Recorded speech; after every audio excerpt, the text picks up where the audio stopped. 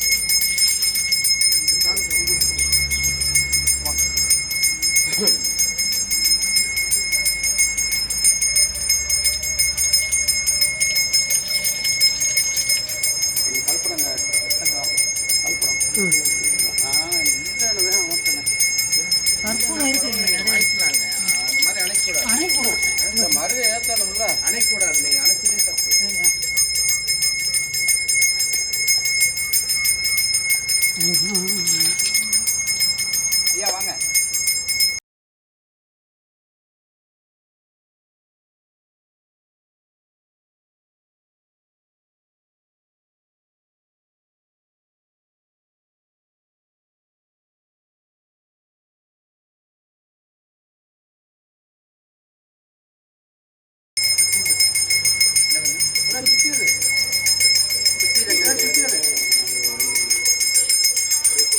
சாமி இந்த அருவாள் இருக்கு ஐயா. அது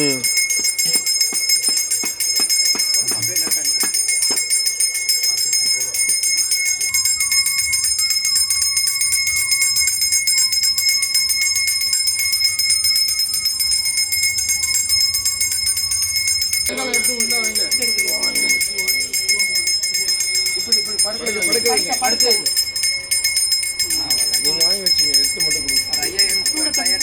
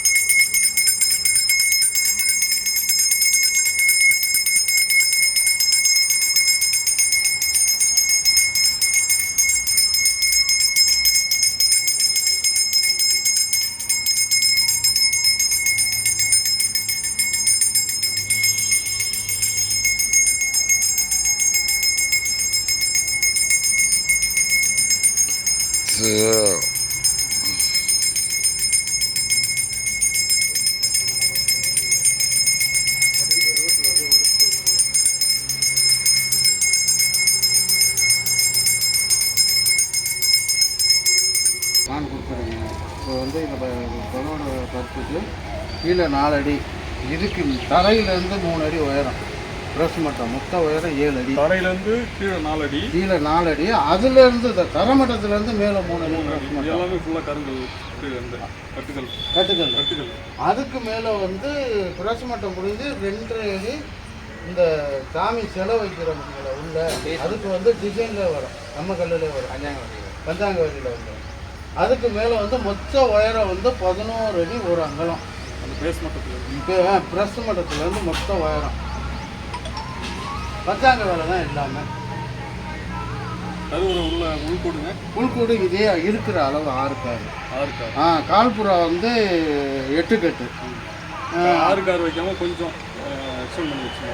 ஆரேகாலுக்கு ஆரேகால் வச்சுங்க. அது எழுதுறதுக்கு எனக்கு சுத்தமாக 6 வைக்காம சிவன் மற்ற இதில் என்ன வச்சுக்குவோம், நம்ம சமாதிங்கிறதுனால கரெக்டாக 6 கார் வைப்போம். 6 வைக்கக்கூடாது சாமி சொன்னது.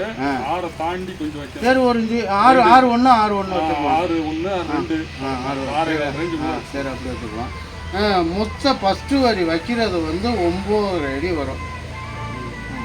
9.5 அடியை இல்லாமல் அந்த 4 அந்த மையத்துக்கு மையம் வந்து வரியை விட 3 இன்ச்சு வெளியில் இழுப்போம். கொஞ்சம் ஒரு வாக்குறதுக்காக அந்த இதுக்காக அந்த போஸ்டை பார்த்துக்காக.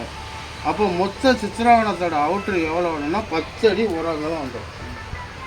அந்த 10 அடியிலேருந்து 8 அடிக்கு கொஞ்சம் கொஞ்சமாக அடக்குமானம் வந்து அந்த வரி வர்க்கம் வந்து வரும்போது 8 அடி கால்புறவா 8 அடி வந்துடும். உள்கூடு வந்து 6 அடி உரங்களாம் வந்துடும். ஆமாம், இப்படி இங்கே வரி வைக்கிறோம்னா ஸ்டெப்பாக அடங்கி மேலே போயிடும். திருப்பி அந்த உத்தரங்க உரமெல்லாம் வெளியில் எவ்வளோ இழுத்துருக்கோமோ அந்த அளவுக்கு வெளியில் வரும். மேலே வந்து ஒரு லட்சுமிகள் வந்துடும். 6 அடி உரங்களெல்லாம் வந்து 6 அடி தான் கணக்காக வரும். இல்லை 6.25 வருது, இல்லை 6 இல்லை 6.25 தான் வச்சுருக்கு. இல்லை, நாங்கள் 6 அடி கரெக்டாக வைக்க மாட்டோங்க. இது வந்து சமாதிங்கிறதுனால தான் வந்து சரி இல்ல, சமாதிக்காக தான் கேட்டோம். சமாதிக்காக தாங்க 6 அடி கேட்டுக்கிறீங்களா? 7.25 சொன்னாங்க. உரங்களும் 6 அடி உரங்களும் டேப்பு பிடிக்கிறவங்க கூட உரங்களும் கரெக்டாக பிடிக்க மாட்டான். 6 அடியாக தான் கணக்கு வரும். 6.25 வச்சிருங்க. நீங்கள் அது பர்டிகுலராக 6.1 சொல்லும் போது திரும்பி நான் சொல்லிட்டேன்னு சொல்லக்கூடாதுல்ல. நீங்கள் 6.25 வரைக்கும் சொல்லிட்டு எட்டையால் அடி வந்துடும். கால் புறவா 8.25 நல்லா எட்டையாளுக்கு கால் புறவா சொல்லும் போது சொல்லிடலாம்ல. நான் அன்னைக்கே சொன்னேன்னு சொல்லி திரும்பி ஒரு வார்த்தை வரும்ல. 8.25 ஃபஸ்ட்டு வரி வைக்கும்போது 10.25 வந்துடும். அதை நல்ல மைண்டில் ஃபிக்ஸ் பண்ணிக்கோங்க. நீங்கள் அந்த 10.25 8.25 நான் அதை எழுதியே வேணாலும் கொடுத்துட்டு போயிடுறேன். ஒன்றும் நீங்கள் எழுதி கொடுக்க வேணாம். நீங்கள் இப்போ 6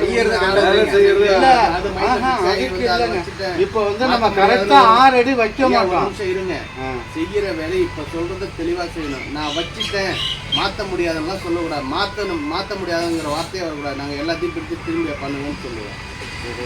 அதனால நீங்கள் என்ன சொல்கிறீங்கிறத வந்து ஒரு ஃபிக்ஸ் பண்ணிங்க. நீங்கள் மைண்டில் ஃபிக்ஸ் பண்ணிங்க. வெளில எப்படி செய்வீங்க என்னங்கிறது தெரியாது. இங்கே செய்யும் போது வந்து இந்த மெஷர்மெண்ட் கரெக்டாக இருக்கணும். இல்லைன்னா பிரிச்சுட்டு செய்யுங்கன்னு சொல்லி உட்காந்துருப்போம். அவ்வளோதான். சமாதிங்கிறதுனால தான் நான் 6 அடி சொன்னது. ஐயா நீங்கள் இது சமாதி இல்லைங்க ஐயா. சரியா? சாமிக்கிட்ட கேட்டீங்களா? அதெல்லாம் கேட்டாச்சு. சரி, ரைட்டு. அதான் 6.25 சொன்னாங்க அன்னைக்கு போகும்போது 6.25 நான் எழுதி கொடுத்துருக்கதான் 6.25 தான். 6.25 தான் எழுதி கொடுத்துருக்கீங்க. அந்த மாதிரி ஞாபகம் இல்லாமல் பேசுகிறாரு அவர். சரி, வச்சுக்கோங்க.